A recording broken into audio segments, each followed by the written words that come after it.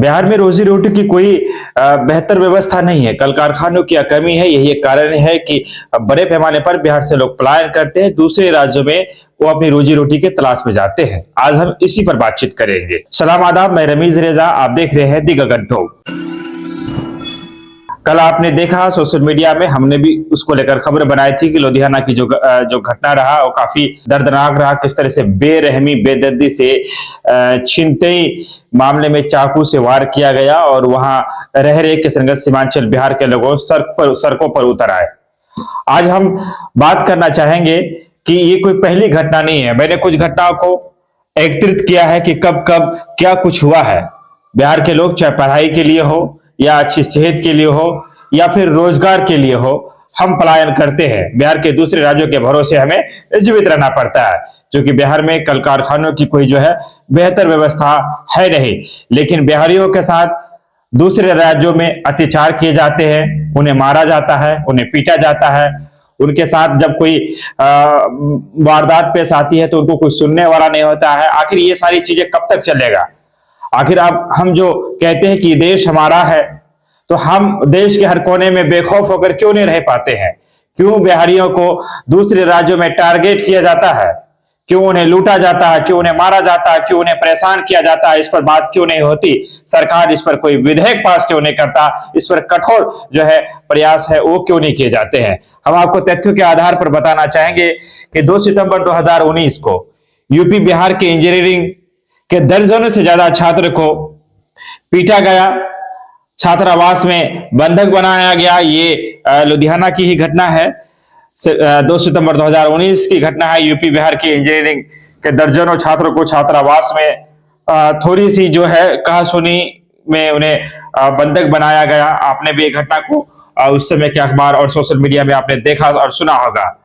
8 जुलाई 2018 को मुजफ्फरपुर के 2 मजदूर लुधियाना में ही जो है करंट लगने से उनकी मौत हो गई थी। लोग मुआवजा के लिए दर बदर भटकते रहे। जो बेतरतीब से जिन लोगों ने तार छोड़ दिया था और उन पर तमाम तर चीजें हुई, लेकिन उसका कोई रिजल्ट आज तक जो है सामने नहीं आया। अगस्त 2018 की घटना है।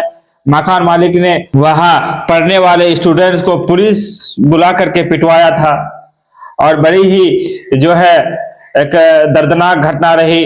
थोड़ी सी कहासुनी होने के बाद जो है अगस्त 2018 की घटना है, जब मकान मालिक ने वहां रहने वाले छात्रों को जो है पीटने का जो है काम करवाया था पुलिस द्वारा। 3 सितंबर 2019 लुधियाना के ही जेएनई कॉलेज में बिहारी छात्रों के साथ मारपीट हुई थी। 14 जनवरी 2024 को शेखपुरा के राजेश और उनके 20 साथियों को अमृतसर टाइल्स मार्बल का काम करते थे।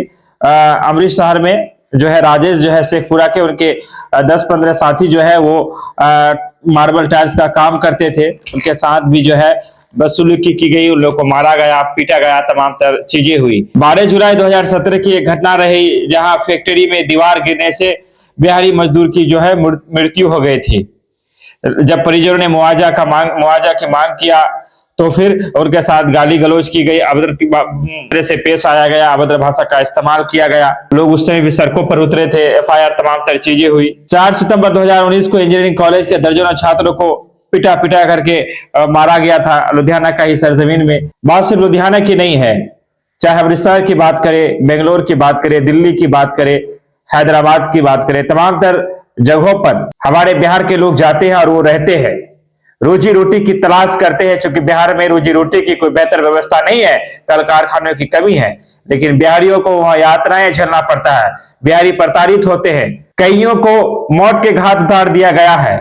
कई मामलों को मैं पर्सनली जानता हूं, खास करके लुधियाना की सरजमीन में इस तरह की जो बातें हैं वो लगातार पेश आ रहा है। और भी दीगर शहरों में जो हमारे किशनगंज सीमांचल बिहार के लोग वहां जाकर मार्बल, सिलाई इत्यादि का जो काम करते हैं, कभी उन्हें रास्ते में छेक लिया जाता है, तो कभी मकान मालिकों द्वारा पिटाई कर दिया जाता है, तो कभी फैक्ट्री में काम करने वाले जो उनके मालिक होते हैं वो उनके पैसे को हड़प लेता है। काम करते हैं 30 दिन, लेकिन पैसे मांगने पर पिटाई कर दी जाती है। 2-4-6 महीने के पैसे को जो है हजम कर लिया जाता है। कौन सुनेगा, किसे सुनाया जाए? मैं समझता हूं अब इन सब चीजों पर बात होनी चाहिए, क्योंकि सीमांचल किशनगंज की जो खुशहाली है, मैं तो समझता हूं कि बिहार की पूरी खुशहाली है, वो तभी कायम है जब जो हमारे लोग दूसरे राज्यों में जाते हैं और यहाँ पर बहुत सारी चीजें होती है। कोई मर जाता है वो देख नहीं पाते हैं, ना किसी खुशी में शरीक हो पाते हैं, ना वो किसी गम का हिस्सा हो पाते हैं। अपने वतन को छोड़कर वो रहते, अपने अपनों को छोड़कर वो दर बदर की ठोकरें खाते हैं ताकि उनका परिवार सुख चैन से रह सके, ताकि हमारा किशनगंज डेवलप कर सके, हमारा सीमांचल तरक्की कर सके। लेकिन किसी को मारा जाता है, वहां किसी को पीटा जाता है, किसी को मौत के घाट उतार दिया जाता है। हर 1-2 महीने में इस तरह की घटनाएं आपको देखने और सुनने को मिलता है। लेकिन इसको लिए कोई कठोर कानून नहीं है, क्योंकि चाहे पंजाब की बात करें, दिल्ली की बात करें, हरियाणा की बात करें, राजस्थान की बात करें, गुजरात की बात करें, महाराष्ट्र की बात करें, वहां की सरकारें जो है, वहां की पुलिस जो है, बिहारियों पर जब कोई अत्याचार होता है तो उसको इतना सीरियसली नहीं लेता। हत्या हो जाए तो इतना सीरियसली नहीं लेता। आखिर वहां की प्रशासन का जो दिल है वो दिल पसीजता क्यों नहीं है? वहां की सरकार इस पर चिंतन क्यों नहीं करती है? मैं समझता हूं कि बिहार सरकार को अब सजग होकर इस मुद्दे पर बात करना चाहिए और बिहार के सभी राज्यों के मुख्यमंत्रियों के साथ एक समन्वय में काम करना चाहिए कि जो हम मजदूर तभी देंगे जब हमारे मजदूर वहां सुरक्षित रहेंगे। मैं तो समझता हूं कि कुछ ना कुछ तो हल निकालना होगा, नहीं तो कब तक हमारे जो लोग हैं वो पीटते रहेंगे, उन्हें मारा जाएगा, परेशान किया जाएगा। आप देख रहे थे दी गगन, तो आपसे गुजारिश करेंगे चैनल को सब्सक्राइब कर ले, फेसबुक पेज में है तो फॉलो कर ले। आपने सुना, धन्यवाद, शुक्रिया।